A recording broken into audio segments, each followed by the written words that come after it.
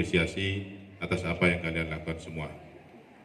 Berikutnya, anak-anakku, dalam peringatan Hari Pahlawan tahun 2023 ini, ada beberapa nilai yang perlu kita ambil dari peristiwa pada tanggal 10 November tahun 1945. Bahwasanya peristiwa itu dimulai pada akhir bulan Oktober, sebenarnya tanggal 29 Oktober itu sudah dilaksanakan gencatan senjata yang artinya ada proses perdamaian antara negara Republik Indonesia dengan penjajah pada saat itu, yaitu tentara-tentara Inggris. Peristiwa itu merupakan peristiwa peperangan yang pertama kali setelah Indonesia menyatakan kemerdekaannya pada tanggal 17 Agustus 1945. Dan puncaknya pada tanggal 30 Oktober 1945, satu tokoh penting yang ada pada saat itu dari Inggris yang bernama Brigadir Jenderal Malabi terbunuh.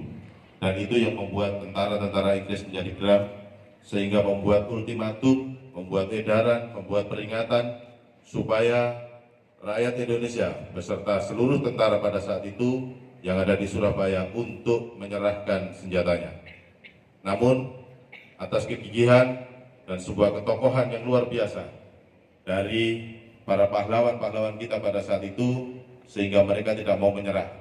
Dan terjadi pertempuran dahsyat kurang lebih sekitar 3 minggu yang mengakibatkan 20.000 masyarakat sipil pada saat itu gugur dan 150.000 masyarakat yang terdiri dari orang tua, perempuan dan anak yang mengungsi pada saat itu.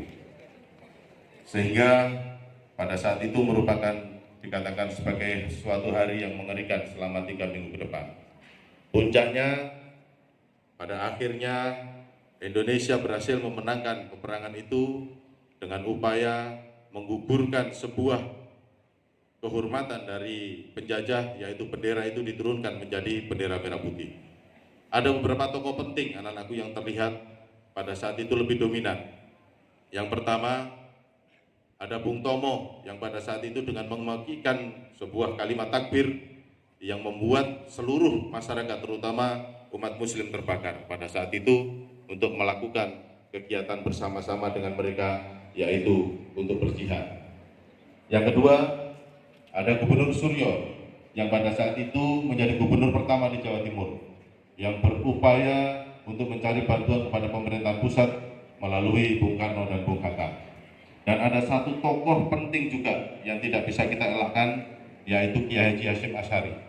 Pada saat itu, beliau dengan segala kekuatannya yang dimiliki, dengan kesolehannya, dengan keilmuannya, dan ketokohannya di pondok pesantren, beliau mengatakan bahwasanya jihad pada saat itu ada hal yang tidak bisa dielakkan, mewajibkan seluruh masyarakat Indonesia yang terutama beragama Islam untuk melakukan jihad pada saat itu melawan penjajahan yang ada di Republik ini.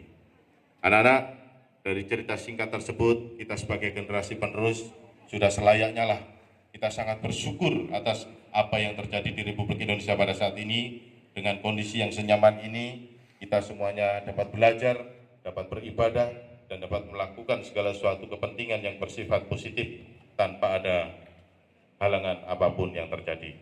Ini merupakan satu rahmat yang luar biasa yang diberikan oleh Allah kepada kita semua. Anak-anak, pada akhir-akhir ini mungkin anak-anak melalui media elektronik, media televisi dan lain sebagainya banyak menyaksikan bagaimana sebuah pertempuran di Gaza terjadi. Banyak anak-anak yang di bawah umur menjadi korban dan lain sebagainya. Dan mereka pun akan melaksanakan ibadah saja sangat susah. Untuk itu sekali lagi mari kita sama-sama mensyukuri ini dengan selalu mengingat bahwasanya kita adalah umat-umat yang lemah, yang sebenarnya tanpa sebuah kenikmatan, tanpa sebuah rahmat yang diberikan oleh Allah Tuhan yang Maha Kuasa, kita tidak akan bisa seperti ini. Cukup itu yang bisa saya sampaikan. Terima kasih. Akhirul kalam. Billahi taufiq wal hidayah.